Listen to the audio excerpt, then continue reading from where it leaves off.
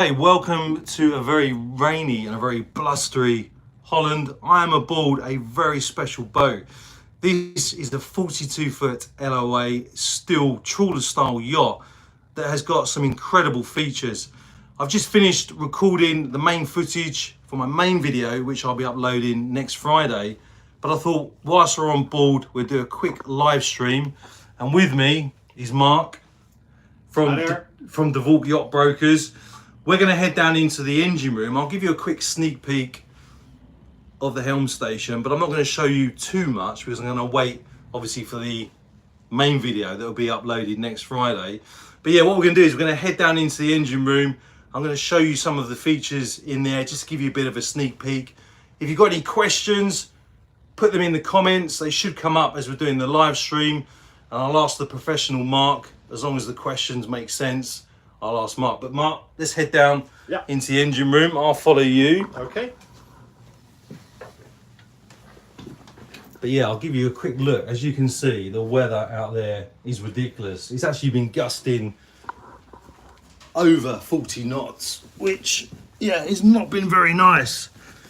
But I did promise, a few days ago, as my subscribers already know, a few days ago, I did a poll on my channel and I said, out of the two boats I'm going to be featuring today, which one did people want to see in a live stream?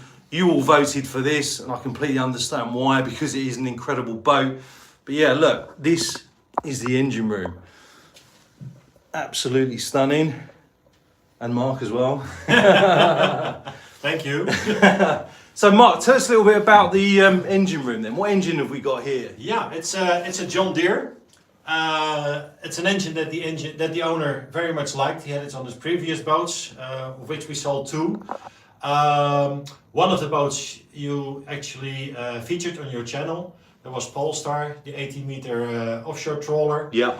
And this is a bit of a offshore trawler 2.0, but smaller, because he's just sailing together with his wife, and every now and then the children and the grandchildren come over.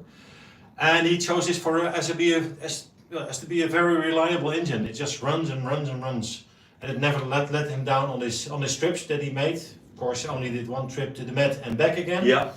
But runs very reliable. Fuel efficient as well. Simple in concept, simple in setup. He did a bit of an add-ons. That's a very hefty extra alternator next to the standard alternator over here. It's a water-cooled engine, but with a dry exhaust, and some of those features as well. And he liked it very much. And he's an ex-professional skipper of coaster freighters, and so he likes his technical stuff on board. Yeah, and he knows what is reliable. Yeah, you can tell, like walking around, this engine room, it's incredibly impressive. The way everything is laid out, the ability to be able to access everything really easily. Yeah. Now, I know that whenever I feature boats that have a single engine, a lot of people always say, I wouldn't get a boat with a single engine because what do you do if the engine stops working? But there's a level of redundancy on here in the form of a sail, which correct. There is a rigging on board. It can be extended as well. Now he has only a front sail for that emergency, storm jib, extra stabilizer, stuff like that. But it can always bring him home.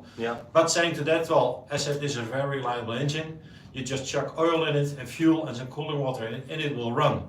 Mm-hmm. Also, and that's main of the reasons why fuel is so important to a diesel. He's got a fuel polishing system here at the back as well that can run continuously, so you always have fresh fuel. Also cleaning the tanks forward and aft. Here in the engine room, you got big manholes, big covers that you can open up if you wanted to clean out the tanks in any event that you might like to. But it's clean. Yeah. Because this is the thing, and I said it in some of the posts that I published before coming out here, is that we're on a boat that's 42-foot LOA, but that has a range of around 5,000 nautical miles. It's incredible. Which is incredible. Yeah, I've never seen it. I've been working with boats many years, but I've never seen a boat in this size that has that range. That has that kind of range. And so this is hull number 1. Yeah. This is the only boat that's been built of this particular design. Yeah, that's correct. And as we mentioned before, she is for sale. when this gets sold, which I'm sure this is going to get sold very Hopefully quickly, so, yeah. because it is such a special boat. If somebody wanted to buy another one of these or commission the build of hull number 2, what would they do? I guess the best thing is to go through the owner, the current owner. He's a very cooperative man, and he can share a lot of knowledge of what to do and what not to do. Commissioning a trawler, or at least a one-off, is a bit of a thing. Really have to know what you're doing. Learn by the mistake from others. Not that the owner did mistake, but this is his third build, and so he's kind of narrowed it down, the art of having a custom yacht built. So it would be good to ask him. And go from there. And then you can talk to the designer, which is Gaasma Designs, a professional designer of trawler yachts and commercial trawlers.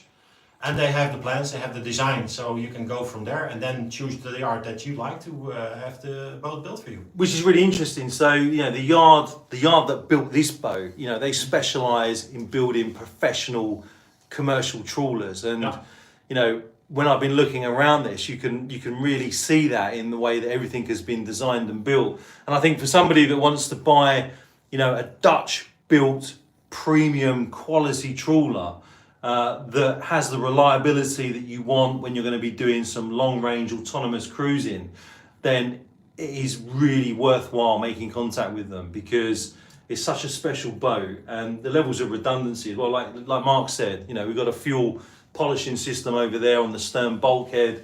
The engine is so incredibly reliable, but we've even got, a little workstation here, a little tooling station as well. So if you needed to do some basic maintenance, then you can do it on here. But it's just such an incredible boat. Yeah. And it doesn't show on the camera, but you've got standing headroom. So if you wanted to, we can both stand up. Let's do it. So it really shows that you've got standing headroom. Yeah, there's still a lot left there. And I'm only a couple of inches, probably about an inch taller than you. But you've got your high heels on. So it doesn't count. I won't show you my high heels. Everyone will zone out. But we can stand up in here. And that's the thing. You've got the raised kind of wheelhouse, which gives the ability to have this raised headroom down here. Correct. Yeah. So we can stand up. And there's so much space down here. We're not on top of each other. That's the thing. We're both down here. And if you wanted to do some maintenance with your partner or whoever it is you're cruising with, you can both come down here. You're not going to be kind of clambering on top of each other to get to all the main kind of components. So it's just incredibly impressive. But I hope you've enjoyed this quick preview, this mini live stream. I did promise you I was going to do it. I did want to do it on the upper deck, but like I said, the weather has been absolutely horrendous. I'm not looking forward to flying back to London in that later. But Mark, it's been an absolute pleasure meeting you. Nice to meet you too. John, thank you very much. He's a true gent, typical DeVault yacht broker, absolute diamond. Make sure you stay tuned to the channel, because I'll be uploading the full yacht tour probably next Friday. Thanks for watching. I'm going to try and end it now without fumbling it, but we'll see you soon.